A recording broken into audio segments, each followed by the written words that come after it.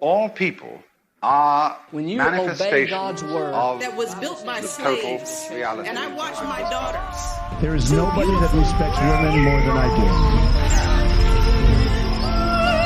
There is a lot of crisis, a lot of bad. This. Hello, everybody. Michael here. And maybe even more specifically, hello, James.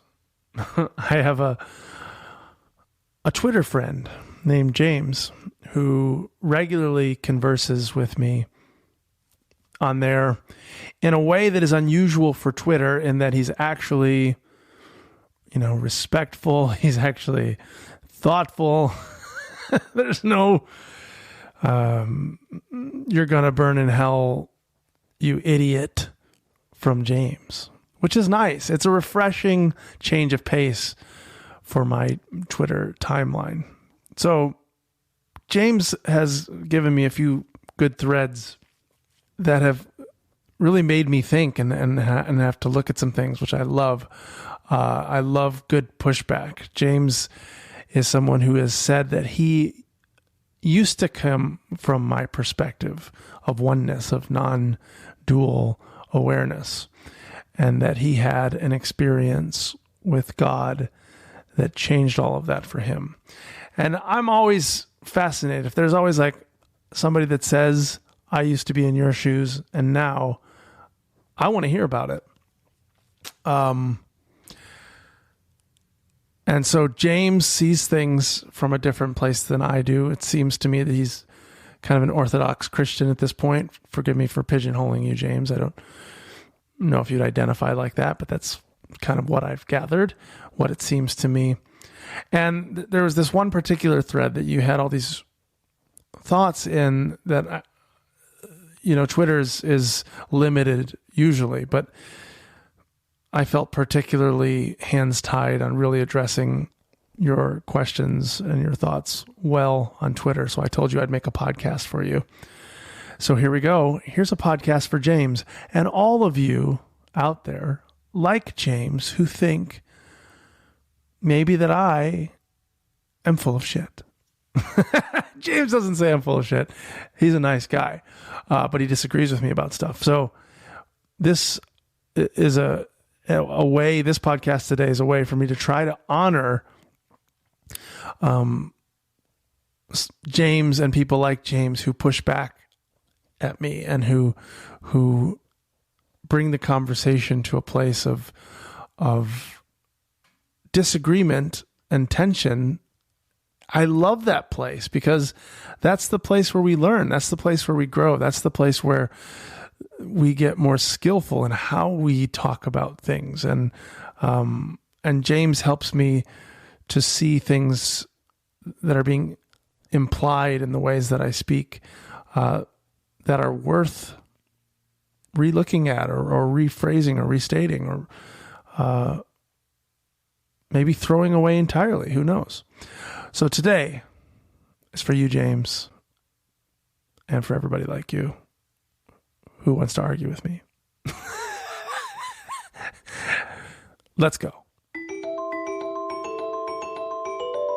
All right, so let's catch everybody else here up first on the conversation. And this happened back in June, and sorry, it's been kind of crazy since then for me, James, so I'm finally getting to it. But I had tweeted, the universe is not a dead set of mindless collisions. It is mind itself. It is life itself. And me, to my own tweet, I'm saying, wow, that's a great tweet. Amen, Michael Gunger. Can I like my own tweet? Wait, I think that's a thing that Pete Holmes, I think that's what he calls masturbation. A euphemism for masturbation. That's fantastic.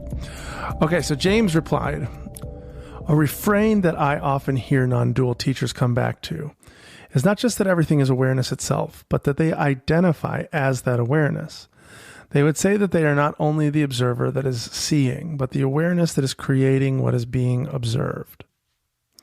And then he goes on to say, might there not be a sense in which individuals, in quotes, are actually smuggling in an immortality, which he also puts in quotes, of sorts, in that appropriation / identification, not with the small I ego that is unreal, a story, a constriction, etc., but rather the capital O observation that has always been and always will be.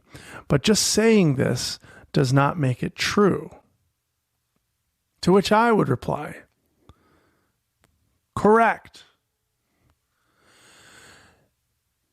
End of podcast. Just kidding. But, I mean, you could just end it there. It would be fine. It's not correct. It's not correct because the Tao that can be told is not the eternal Tao. No matter what you say, when you're talking about ultimate reality, it cannot be said. It cannot be accurately portrayed or encapsulated in words because of the nature of words. The nature of words are models. They are thoughts. They are sounds that we use to communicate thoughts, categories, lines in the universe where we go, okay, we're drawing the lines around this part of the universe and calling this a spoon, and we're drawing lines around this part of the universe and calling this a fork. But you can't draw lines around the entirety of it because where do you put the lines? You see what I mean? Like, you can't put infinity in a finite container. You cannot speak the ineffable. So to say, I am that, is immediately untrue. Because that is a model in your head. It's the all. It's the conception of God. It's the conception of awareness. But we're actually doing, when we're talking about we being non-dual teachers or people who are trying to point a finger to the moon, like the Zen Buddhists say. If you don't see the distinction between the finger and the moon, if you don't see the distinction between that which is pointing, the word, the language, the concept, the model of God, of reality, and the thing itself, if you don't see that the wave is a part of the ocean, but it's not the ocean in itself. There's that, it is the ocean. A wave is the ocean. But it's not to think of it as being the entire ocean is misguided. In the same way, all words are the Tao. All being is capital B, being. But there are aspects of it and distinctions within it worth making.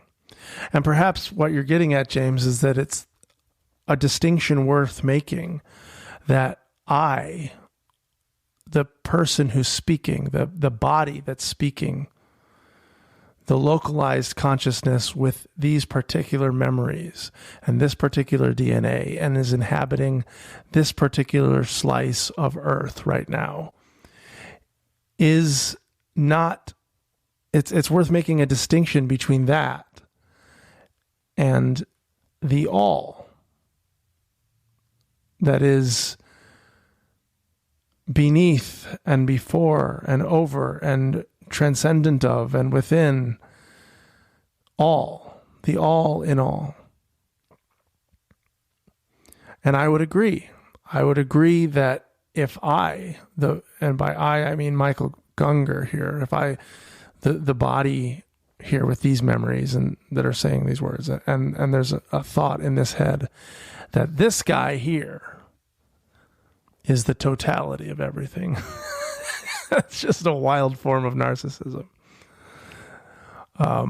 That's, worthy of putting somebody in a mental institution over. Because if you really believe that you are the all-powerful God, just you, just that little body there. You have a very distorted lens of things, right? But this is something that I said in one of the first exchanges with you, James, over Twitter, that I think the problem we're going to have in this conversation or debate about God and ultimate reality, and am I that? Am I ultimately one with God or distinct from or separated from God? Is I think we're coming at it from opposite sides of the conversation. I actually am not trying to question the nature of God. I am questioning the nature of you and me, of the idea of self. That's really what I'm questioning. To me, it's quite simple as far as God goes. And that is, I don't know. That's my theology summed up as cleanly as I can say it. I have no idea what the nature of God is, what the totality of God is, what the selfness of God is. We're talking about mystery here. But I do know that what I used to think of and feel and experience as self, I do know that that was a dream because I woke up from the dream. You can't know that you're dreaming right now or not, right? You don't know. As you're listening to this podcast, you can think, I think I'm awake. You could pinch yourself, jump up and down, look at a clock, read something, be like, this seems, I'm doing all this, so I should be awake. Like, I don't think I'm dreaming. But you can't know, right? You couldn't absolutely know. You might be dreaming in a matrix machine or something. But you can know pretty confidently if you, like when you wake up from a dream, you're having a bad dream or something, you wake up and you're sitting in your bed, you can know pretty confidently that the thing that you just experienced, you were falling from a building to your death, was a dream. Right? You can be pretty confident because now you're not falling anymore. And now you're sitting in a bed, and so either you figured out how to break the rules of gravity and you're a superhero, and then you erased your own memory and you got back to me. Yeah, I guess that's possible. But you can be pretty confident, oh, you were just having a dream. Right? So when you wake up from a dream, there's confidence. Wow, look at that was a dream. You see the nature of what it was. That doesn't mean that while you're sitting in the bed, you can know you're not dreaming. Just watch the movie Inception. So I don't know who God is. Neither do I know who I am. But what I can tell you is that the illusion of who I used to think I was, that I was a separate, stable something, this feeling that I had, that it wasn't even something that I could put into words then, but it was a feeling, it was a sense of an unchanging, stable me that I always had until I saw what that was when I woke up from it. And that's not something, if you haven't woken up from, that will make any sense to you. And so there's a level of just trust, if you trust the people who tell these things to you or not. And I wouldn't tell you to trust me.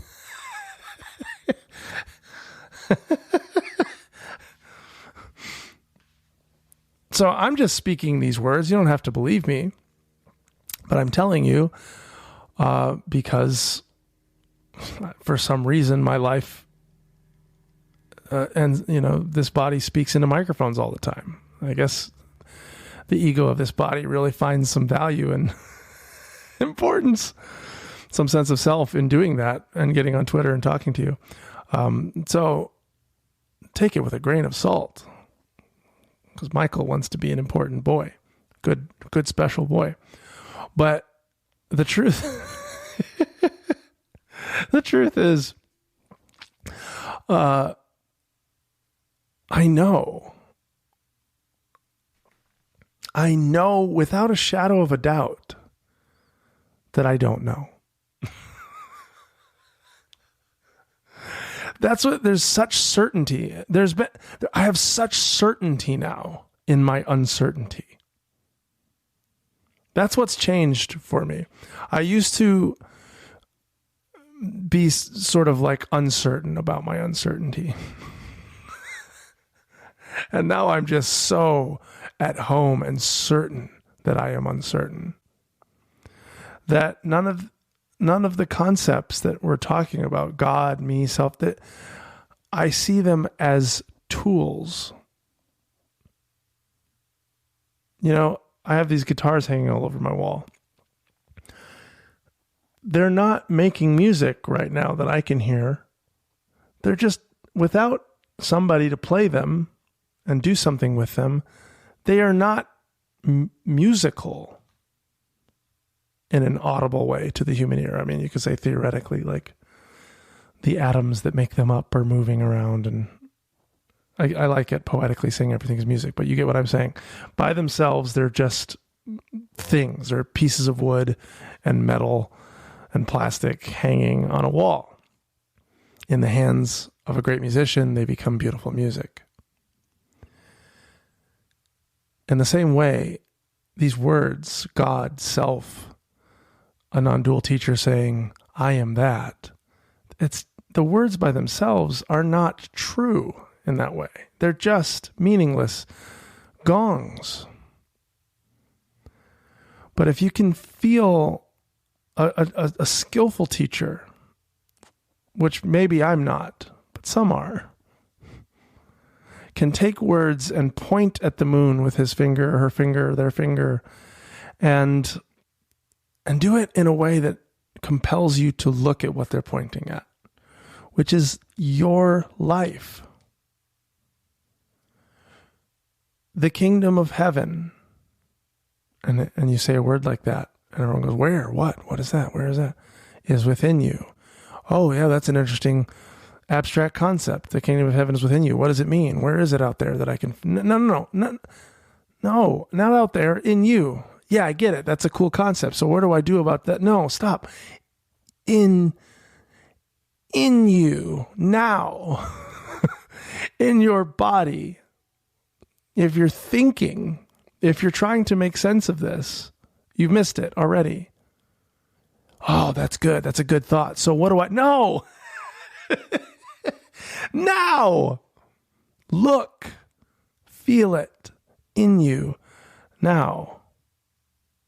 And what you're looking at is not something that you can label, because it is the looking itself.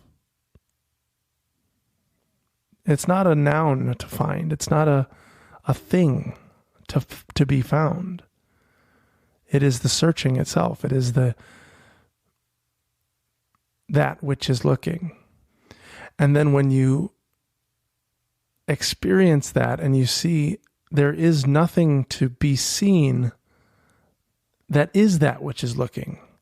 You can't find the looker.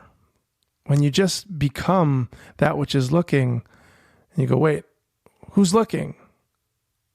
You can't find it. You can't see it. It's like you can't see your own eyeballs. You are that which is looking. And that which is looking is what?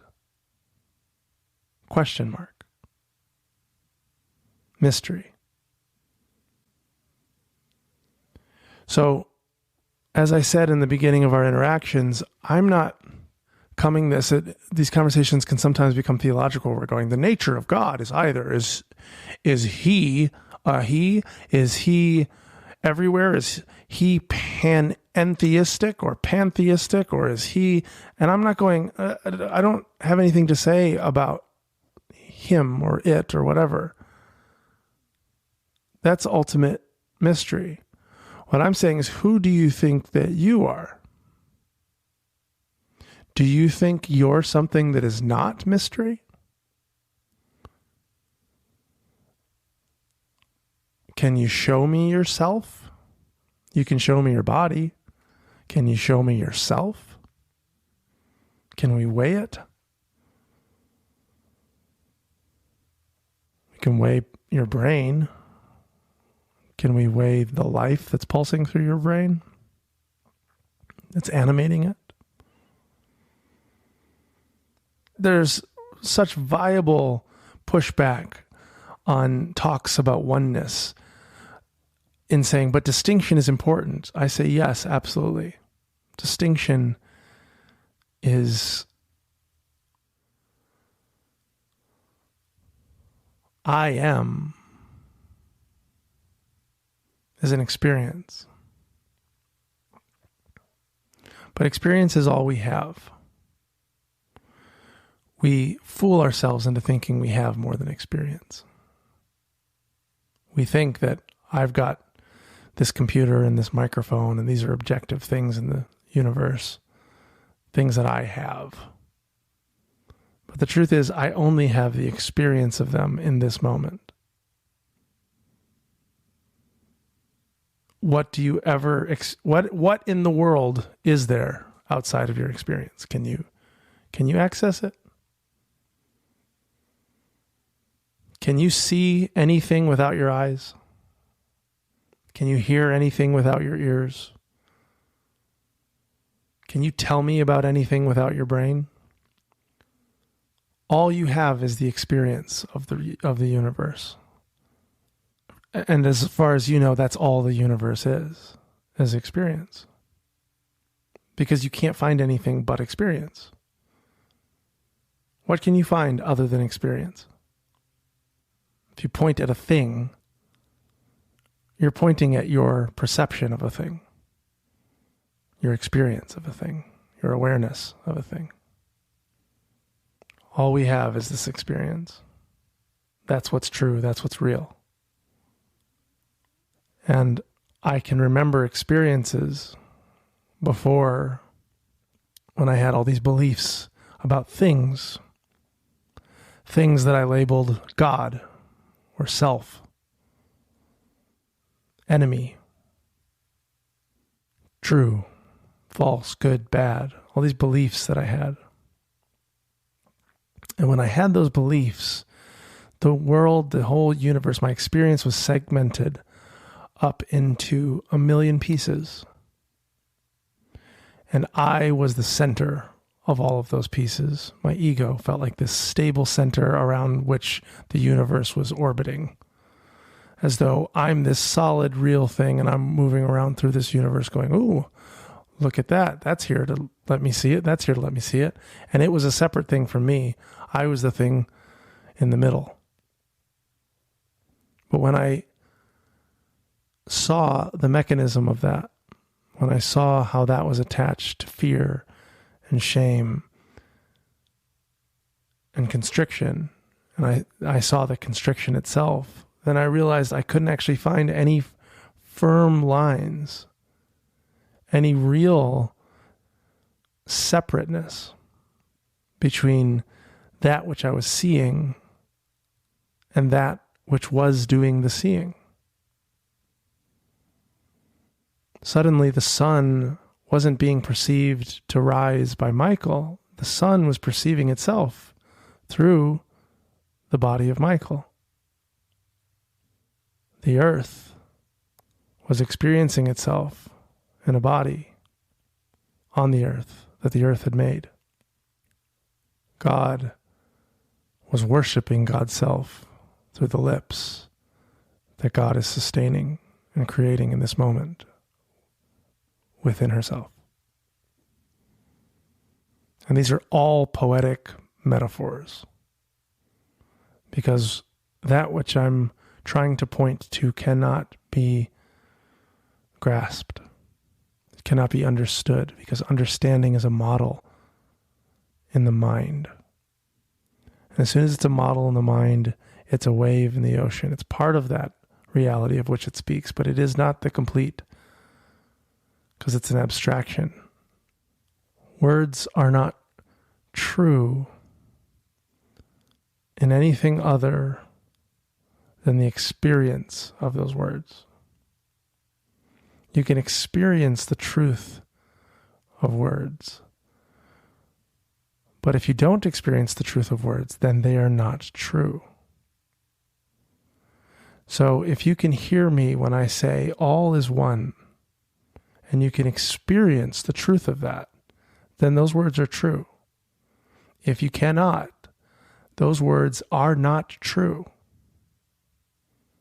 If you can experience when I say all is Christ, if that's an experience that you can have as Christ, then that is true.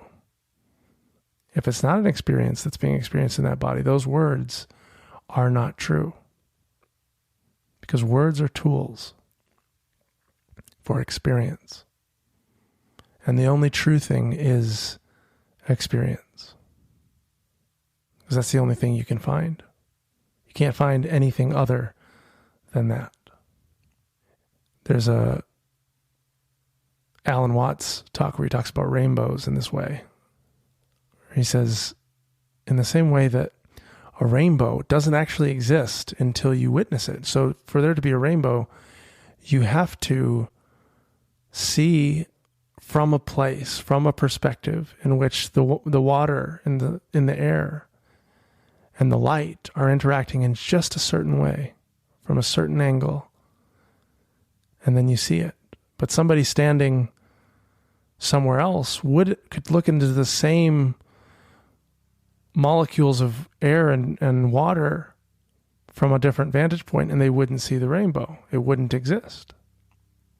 The rainbow doesn't actually exist unless you see it. And that's the same with the truth that we're talking about here. It's not true unless you see that it is.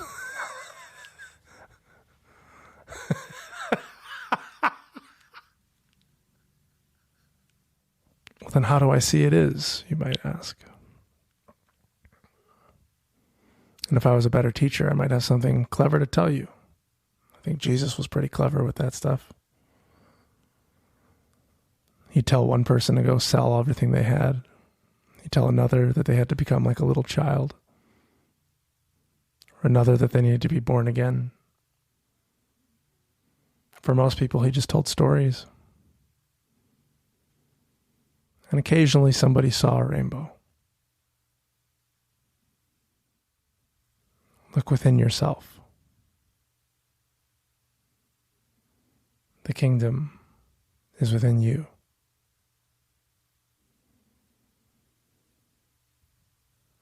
Let those with ears to hear